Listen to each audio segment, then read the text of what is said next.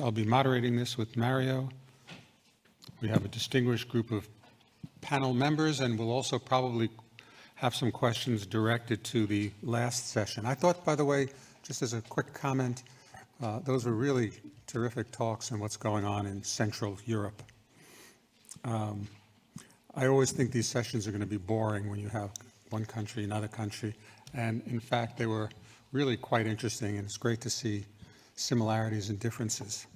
So let's start this session. This is really kind of a question about the Agile mission, and you can see I already started it off with a mistake because I called it in Eastern Europe, so it should be Central Europe, but let's see. So this is a list of our panelists that you saw. So panel one, we're going to do a few audience participation questions first. And by the way, for CME, for you guys, if you're interested in CME, make sure you can get it on the screen and use your cameras if CME is important for you. So I do have some easy questions, and maybe we'll, after we get the audience answers, we'll just throw it to the panelists and see if they have anything to say. So here's just a very basic question. I just want to get a feeling for this.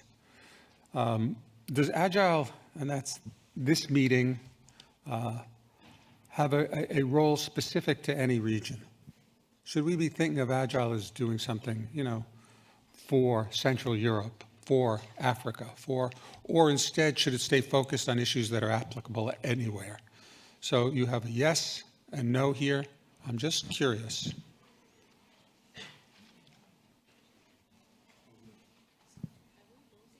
Yeah, you can vote. Wow. I'm surprised. Okay.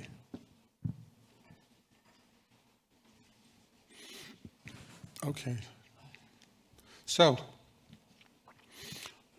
very interesting. So about 3/4 of the people think we should be, different regions have different challenges, and Agile should think of it that way. That's really quite interesting. Just any comments from the panelists? This is just a short. Any quick comments, or if not, we can just move to the next. I just wanted to get a sense of where we stand as an organization.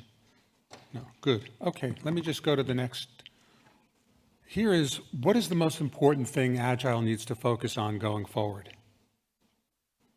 Educational activities, development of guidance documents, and again, you can now keep in mind that we're thinking of now region-specific, which is what 3/4 of the people in this who participated thought.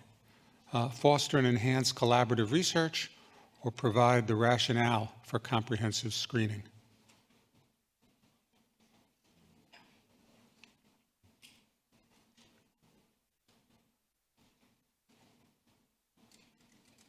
Okay.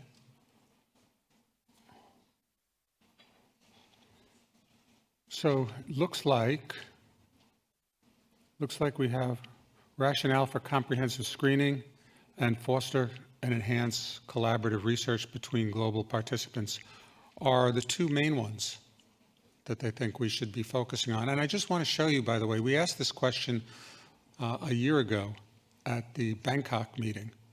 And you can see it was a little more equally distributed.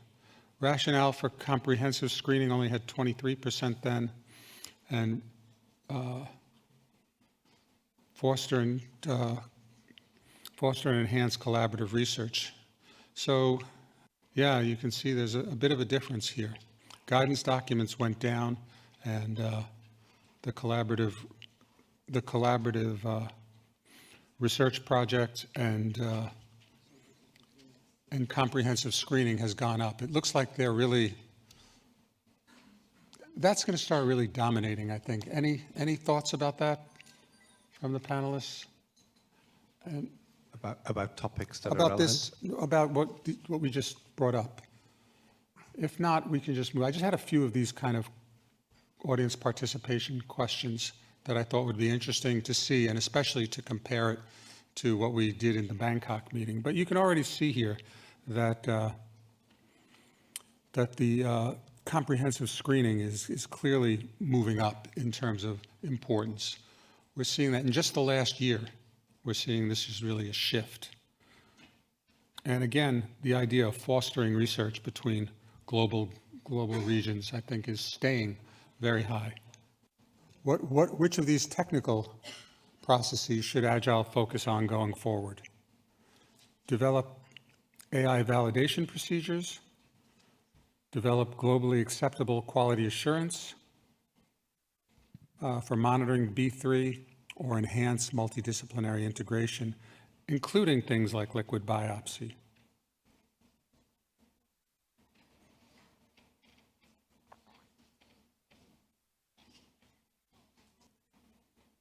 So quality assurance for monitoring the B3 is, again, that whole issue of comprehensive screening seems to be where a lot of people are focusing on, that they're viewing lung cancer screening as comprehensive screening more and more is really, and there's also clearly a sense that we need to get these tools validated better.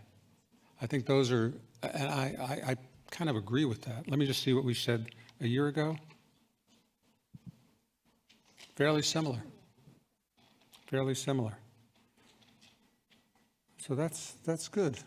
And finally, which role is most suitable for Agile in regard to helping countries set up screening programs? So think about it. You just heard some wonderful talks on what's going on in Central Europe with the program. So just think, does Agile have any particular role that it might play? Develop a single protocol document so countries can maximize, harmonize, identify necessary critical elements to empower countries to develop their own customized protocol, identify a team of experts to develop the protocols, and then any participating country, and then provide any participating countries with specific protocols, or act only as a platform for comparison, meaning we just do things kind of like what we did here with specific structured questions to see how. So think about what Agile can do and working with other countries. And the necessary, so identify necessary critical elements to empower countries to develop their own customized protocols. So the Europeans are staying strongly independent. What a surprise. They want to maintain their own identities, but with a certain amount of overlap, like maybe we'll use the euro. But otherwise, they need to preserve their identity. I think that's really wonderful. And let's just see, yeah, 60%. And last year, when we held this in Asia, what did we get? Is this the next? No, oops. Same idea.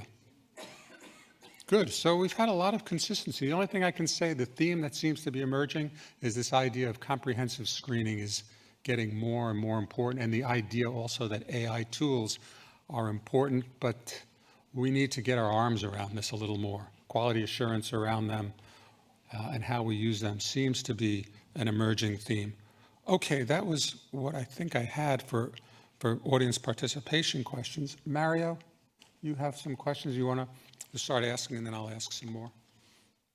Go. Thank you. Thank you for your question. And it's always so nice to see how things evolve with the time and how consistent we can be with the idea and across the heterogeneity that we just saw in the previous session that this is connected to. And I said it before, I was quite impressed by infrastructure that we saw from Czech Republic, and this is something that is also seen in the UK. But I would like to ask Witold if this kind of background is already present here in Poland, and also for the other participants in the panel, what they think could be the real strength and need for this kind of architecture behind the lung cancer screening implementation. This is a very important question. It's a very important question, because why? Why? Because we have here representatives of three most important institutions.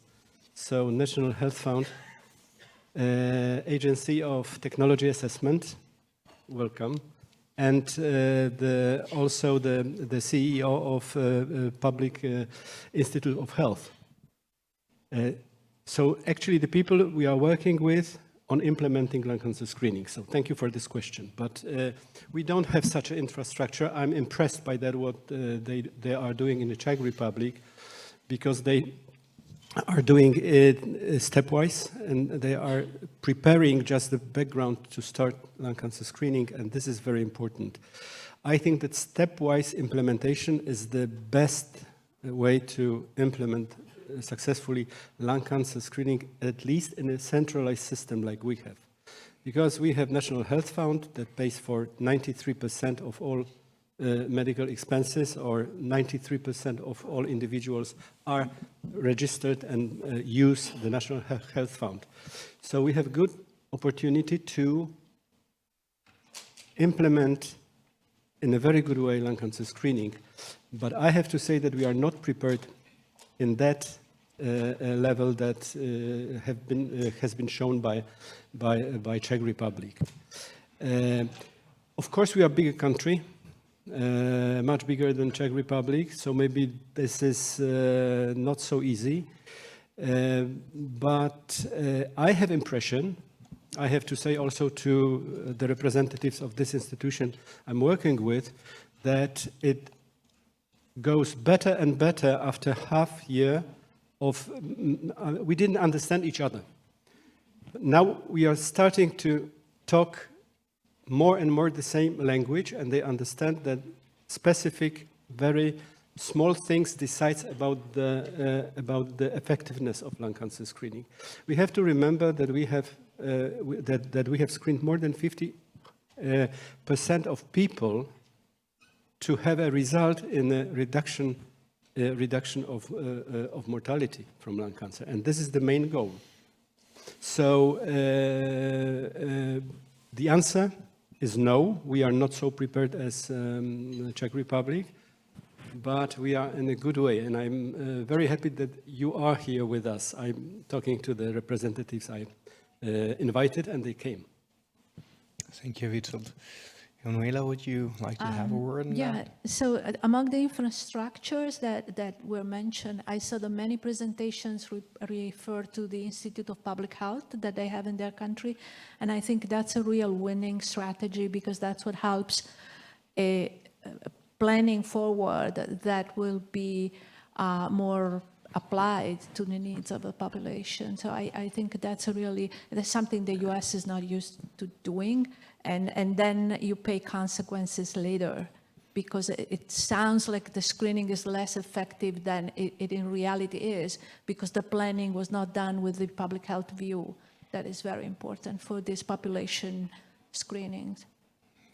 Yeah, I think fragmentation is indeed quite important. Also, CT scans was mentioned in Greece. CT scans in places where there is a lot of smoking, for example, like centers that is reflecting the needs of the population rather than a financial choice or a convenience choice. So from your two impressions, I get the impression that probably the number of the population number is a determinant for the integrity of the whole system, as Witold underlined the fact that the 11 million population in Czech Republic could be in favor of that kind of standardization. Actually, in the long run, the platform is running something much similar to this Q&A. And I think we have a big example in the room, also from Professor Chen. Do you have any kind of centralized infrastructure to bring over the lung cancer screening implementation in China? Yeah, it's a different system. I think the early screening concept bring to China maybe in late 1990 or early this century. Of the NOFT trial positive, so the lung cancer screening is very popular in China. And, you know, I remember in 2023 WCLC, I presented the topic in China. So lung cancer screening can cover anyone you want to have lung cancer screening. One, it's cheap, and access is very easy. So we go back to in the system, the quality to evaluate what you found. So the over screening and under screening exist in China. Because why? You know, in our surgical practice, now a surgical population, 80%, over 80% in the stage 1. But we still, in our clinical practice, we still find progressive stage 4 patient. Why? Because you can ask them question. They don't want to have the lung cancer screening. Even they can get screening, we cannot afford them. So this is why the advanced stage still exists. You know, most of them, they don't want to have screening. So a prospective multi-center real-world cohort study will reveal the data next year to see the screening impacted the real-world epidemiology of lung cancer. I think it will reveal what we found in the past. The early stage and the after screening, we can see even we cure that kind of patient, but we cannot force the patient, even they are high-risk population. We cannot use pistol or knife, to put them to have lung cancer screening. So this is why advanced stage still exists. I just want to ask you a question. Could you specify what does it mean cheap? And could you specify what does it mean easy access? Yeah, you know, Just to clarify. 200 RMB, around $30 US dollars. That's cheap. Easy for you if you're a traveler. You come to Shanghai, you go to hospital, hey, I want to have CAT scan. Yeah, you pay the money, you have CAT scan. He told German is coming. Yeah, and if you want. have $25. Around $30. Well, I think the matter of cost was shown by the Polish experience in the previous presentation, and I think we can get back to that topic at the end of the discussion of this part, because I think the next two people can tell us a lot about implementation of screening within the agile ambient today, but overall in their countries. And one is UK, which has already started, and the other one is Germany, who's heating up the engines to start. Well, heating up the engines in the electric era doesn't really sound, but... Okay, thank you. I actually prepared 1 or 2 slides because I think it's just easier just to give the data and people can digest it. Okay, so the UK, we started off with the UKLS trial, and then there was a number of implementation projects, then a national program called the shall I say, the Target Lung Health Check, and now we have a national lung cancer screening program. So the person that's running it, the program manager, gave me this data probably just yesterday. So if you can just go to the next slide. I'm going to come down here so I can see it. Okay, so basically we have invited over 3 million people. 1,600,000 have attended. The people have had and therefore they are assessed, and we use the LLP and the PLCO risk models. We can talk about how we select people. Both of these risk models have actually been validated in international groups. So I would recommend a risk model, but a risk model has to be developed for each country. 700,000 patients have had low-dose CT, and there are practically 10,000 lung cancers have been diagnosed. The bottom line, the conversion rate is about 1.4, 1.3%. So that is a national figure. I actually work in what you would probably call Liverpool, and probably know it from the football team. We refer to it as Cheshire and Merseyside. Okay, national program, the point I wanted to make here was that 78% of total stage were stage 1 or 2. So, I mean, that is good. I don't want to linger too much on the data, but this comes from Cheshire and Merseyside.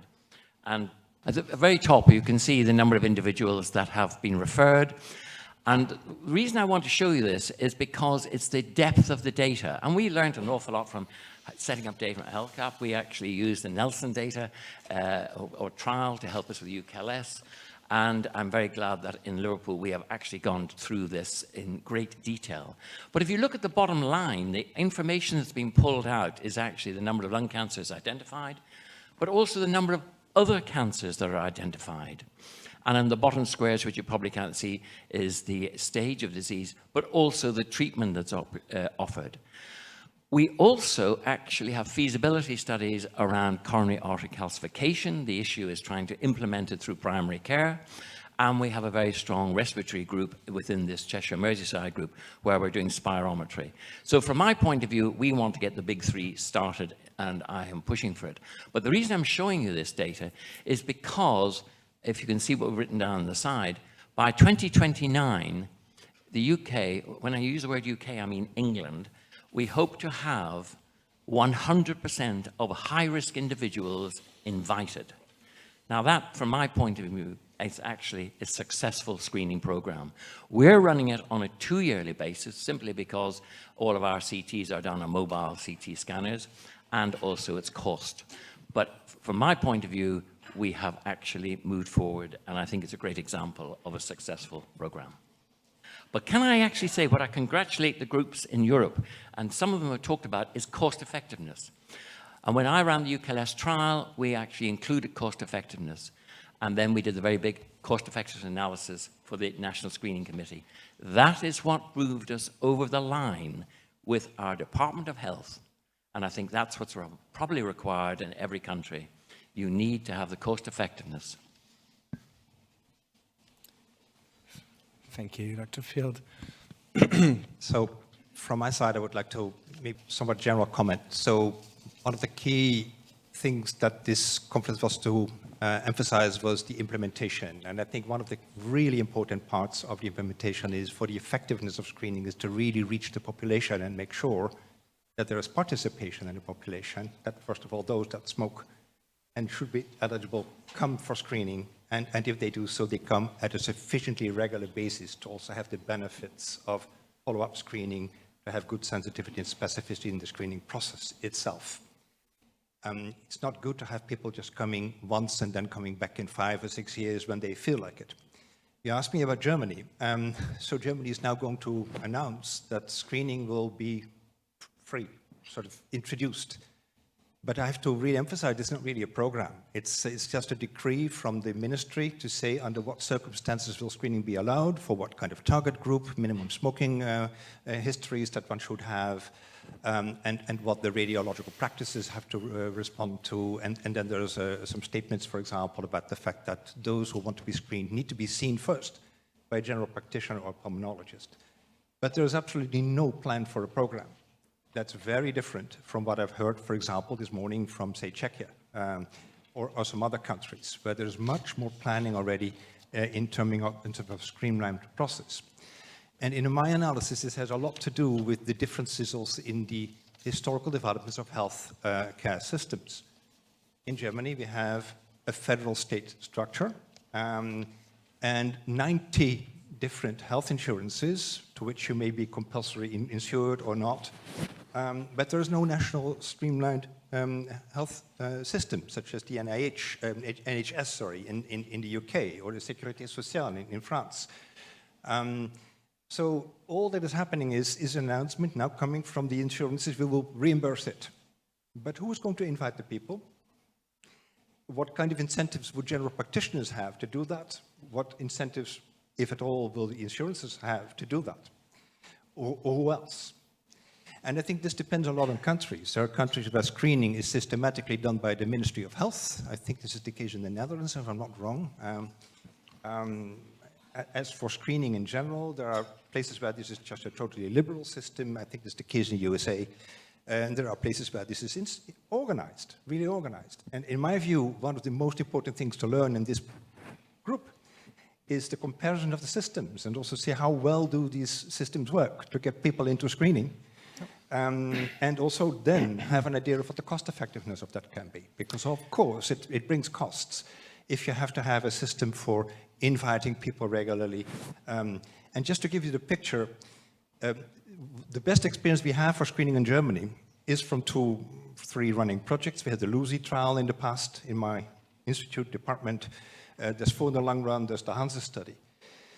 We had to send out letters by age range to about 300,000 people to recruit 4,000 participants eligible. It's about, no more than 3% of people who are invited will be eligible and participate. There should be many more out there. So it's very hard to find them. There's a lot of refractoriness. People who have the longest smoking backgrounds are often also from, say, socioeconomic strata where the inclination to be part of screening is the least. So I have all of these questions. I think there's really the question of how can we address these people best? Is it the general practitioners that can motivate people, but how many people will go there? And what are the financial incentives or at least reimbursements also to the physician to do that? Or are there other systems? I think this is a really important question because else we risk up in the future having wonderful chain of how to screen and do the treatment afterwards, but maybe only 10% of those who should be screened participating. I think there's a real risk in many countries. Thank you. Before we get to the next panelist, I want to just ask you a question about what you just said. I think it's the idea of the cost effectiveness and comparing between the countries. I think that's really a terrific idea. We always think about things we can compare, and some of them are relatively easy, like percent lung cancers, percent stage 1s, things like that. You want to start comparing cost effectiveness, though, that's a little trickier because every country is going to use a different model for their cost effectiveness. They're going to make a lot of different assumptions. So in a certain sense, this leads me to think that maybe if we are going to start comparing cost effectiveness, maybe we should at least have some kind of a format, something that we could ask each country to do to say, so that we can get a sense of the cost effectiveness and maybe understand what's different in each country. But that would require sort of developing a template of what to put into maybe a more simplified model. But I think that would be really a very useful thing to be able to compare the cost effectiveness in each country, and we'd probably learn something from that. If you don't have a specific comment, I wanted to just circle back to our colleague from Milliman, if he had any thoughts about that. And we also had a specific question to him about his cost effectiveness analysis for Poland, because he did not include where the real bang for the buck, I think, is going to come, because all of these late-stage drugs are enormously expensive, and I think he left that out of his cost-effectiveness calculations. In the middle. Thank you. Yes. As I said, we didn't consider... You're not loud enough. Is that working? It should... Can you hear me now? Not great. Let's try this. Sorry, this one is very loud. A little better. So yes, as I said, we didn't consider new treatments which are very, very expensive, or could be very expensive, just to make the comparison between no screening scenario and screening scenario more meaningful. But I would like to take one step back and say that simple comparison between cost effectiveness of screenings between different countries might be very difficult, not because of the outcomes and even not because of the cost of a single screening or treatment, specific treatment. The biggest difference between countries lays in the organizational level, probably. So if it's easy to encourage people to participate in the program if on organizational level you have not centralized one hospital per huge region, but many places where you can conduct the screenings. That will have a huge impact for the comparison. So I would say that would be very difficult task to meaningfully compare cost effectiveness between countries on this level. Yeah, right. A comparison might be quite difficult, but I think from this morning discussion, we're already quite rich in information from what we had. Actually, we can get information from different sites, mix them up, and make our local needs more met. And I think... But can I ask at least one question? Yeah. But do you think that when we compare when we are talking about the Central Europe, pretty similar organization model, so centralized payment and one institution, yeah. So do you think it might be possible? For sure, it is possible, but I would say everything is possible at this point. Like we can bring the figures, but to interpret the figures correctly, you need to include all these, hidden variables, hidden assumptions in the modeling. So I would say the clue is how you interpret the outcomes in the cost. Christina wanted to. Just to, so... I was going to say, we need a more senior Milliman person now to... No, just, so what do you do with numbers? Say it's way more cost effective in Croatia than in Poland. So does that mean that Poland should send its patients to Croatia? I mean, so what does it mean? Why? Why would it be? Isn't that the question? I mean, you're asking... No. Why isn't it more cost-effective in Poland? Yeah. What's wrong with Poland? David, can I make a point? I think the comparison between countries for cost effectiveness might be a step too far. I think the issue is what is considered cost effective in each country. We have NICE guidelines, and we have this. No, I understand. And each country has its own level. So therefore, one has to say within a particular country, be it Poland, Croatia, England, what is considered cost effective to actually change clinical practice? So that, I think, is the question, more than saying cost effectiveness for Poland. Croatia, I understand. But there are, I think it is a useful thing to make comparisons between countries. You can't just look at every country totally isolated. There are ways of comparing programs, how things are working, and there are certain elements of cost effectiveness that maybe we could help define. You guys should be able to tell us what you think, or other experts here on cost. Certain of the elements that maybe next time we have 5 countries present what they're doing, we could say beforehand, can you give us this type of granular information? We're not going to get a complete cost effectiveness analysis, I get, but maybe there are certain things that would be useful so we could see what's the differences, and without saying you're better or you're worse, just understanding it more would be really, I think, a useful thing. So I think that would be the kind of thing that we should think about as agile to sort of define. So we can, when we have these conversations, we can just get a sense of what's going on. I think that's a very reasonable thing. Yeah, regarding Croatia, just to brief, I just wanted to say the colleague from Poland. In Croatia, we perform cost effectiveness with all therapy. Neoadjuvant, adjuvant, targeted therapy, all expensive therapy. And regarding this similar cost effectiveness through SOLAS, we have the same colleagues from Hamburg who perform cost effectiveness for Estonia, for Croatia, and I think they will perform all cost effectiveness for other countries who have national screening program. I have to tell you, Professor Tom and Carsten told us that the difference between Estonia and Croatia is not so big. Joanna is here.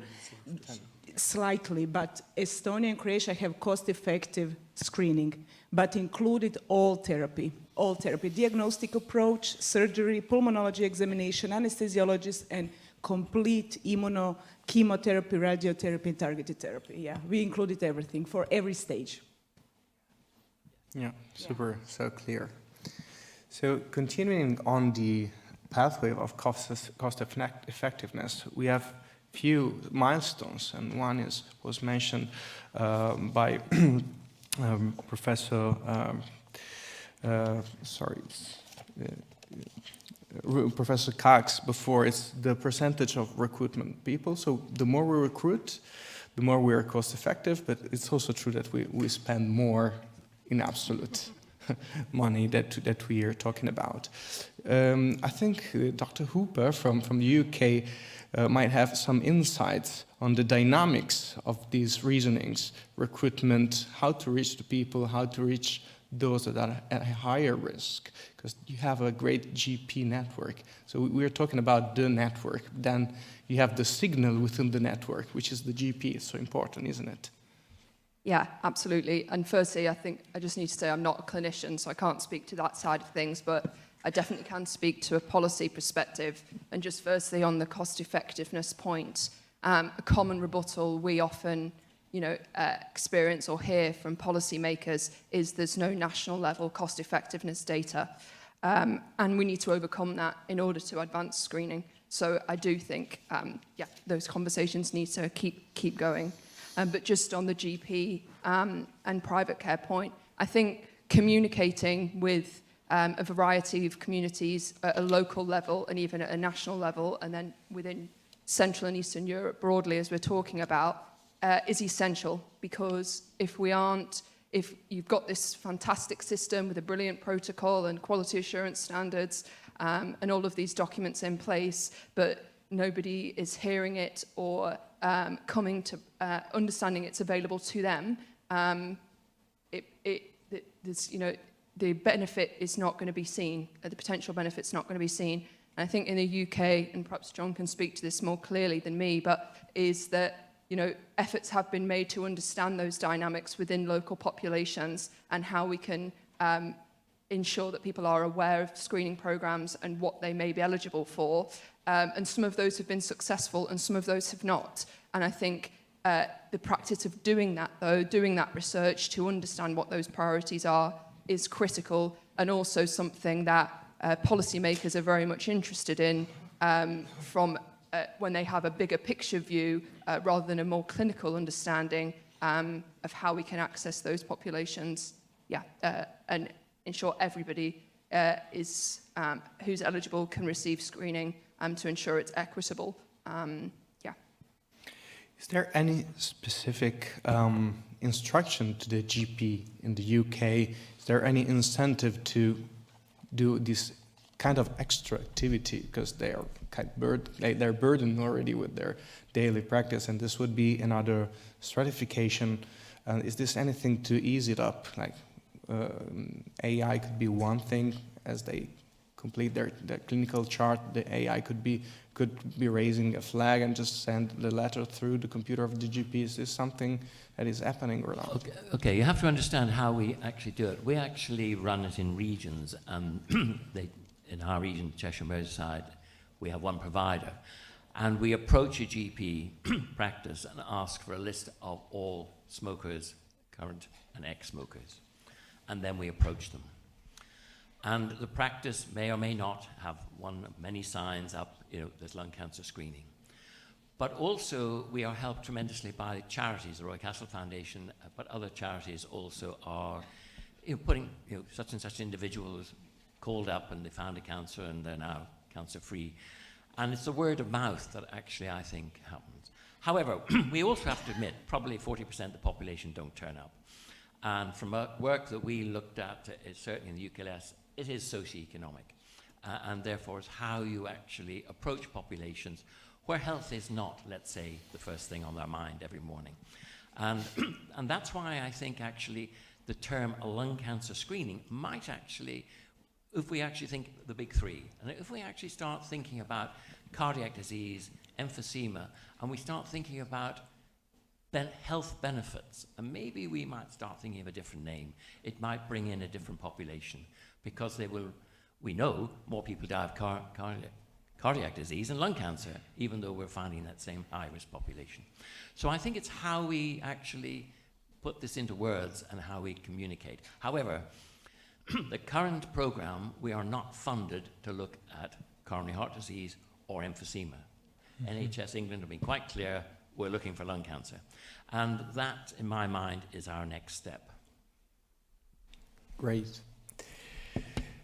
So I think we got many insights from all the different countries here, and probably one last question for the last 4 minutes of the session would be a topic about non-smokers. So you, Professor Field, you just said we should make it less intense on the smoking, on the cancer. And so probably if we show it as a prevention opportunity, not just smokers are showing up, what are we going to do with that? Because we have evidence from Asia, but of course there is genetic differences about adenocarcinoma, about some kind of exposures.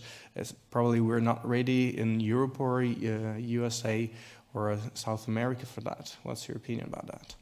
Okay, so this is actually the next major question. Lung cancer in never smokers is probably the 8th most common cancer. The problem is we can't identify them. And there's a project that's been funded by I-ELCAP, and Martin Czermicki is starting to build a risk model, but we need to look internationally. So the types of risks in Asia, Europe, and the States are going to be different. But we need to have information about occupation, about pollution, and a lot of that data today, I would say, is vague, various shades of grey. So what we need to do is find out how do we actually qualify and quantify that information and build the next risk model. I think we're probably 5 years away, at least away from that, but we need to have it on our dashboard. Great, so we have a target. Super, so with this last consideration about the next 5 years, I think we could thank all the panelists over here for their impressions and their insights from the on the personal level and on the worldwide level. I'd like to thank Dr. Yankelevitz for co-chairing, for inviting me and co-chairing this session. And I think we're ready for the next session, which will be session 2 about big 3 screening. Thank you.